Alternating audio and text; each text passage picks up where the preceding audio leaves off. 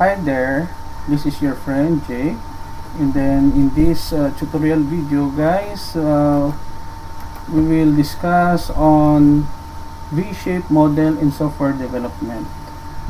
Before we continue, thank you so much to all my subscribers to my channel. Thank you for your support. It motivates me to continue my passion in sharing my expertise and knowledge in software development, technology, and software engineering. Before we continue, if you are new with my channel, please hit the like button, click the notification bell so that you will be notified with my newly uploaded video, share, and don't forget to support my channel by subscribing. So let's get started.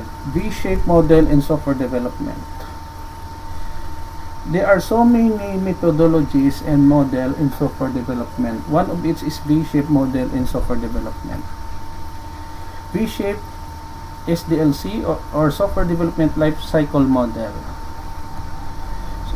We have here project, requirements, production, operation, maintenance, product requirements, specification analysis, system acceptance testing, architecture level design, integration and testing, detailed design, unit testing, coding.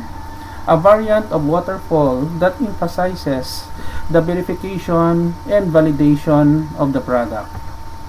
Testing of the product is planned in parallel with a corresponding phase of development.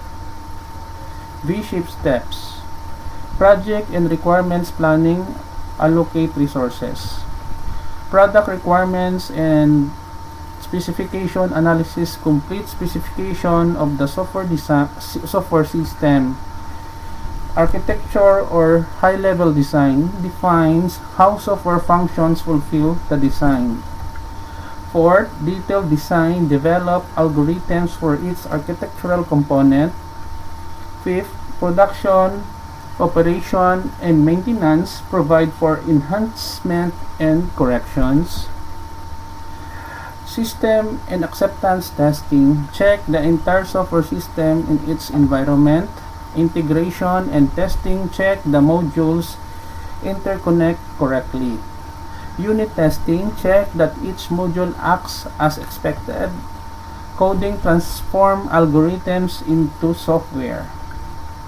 V-shape strengths.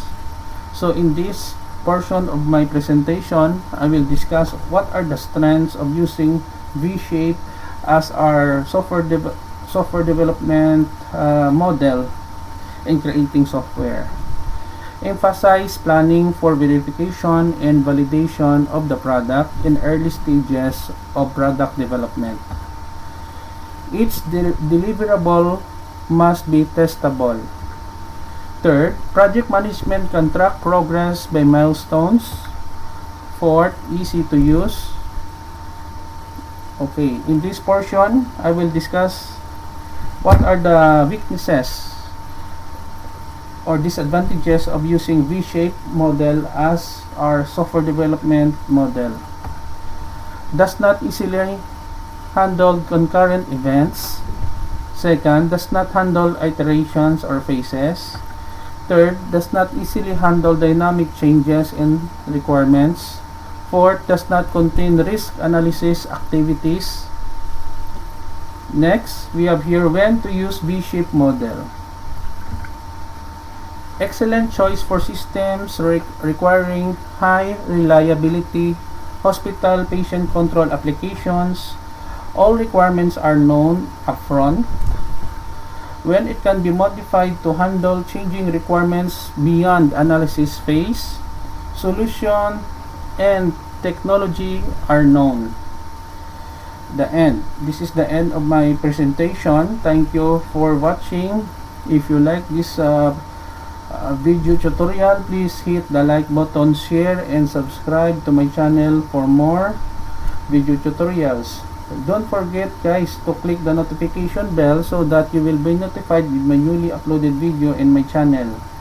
This is your friend Jake. See you to the next video and video tutorials, and then bye bye for now.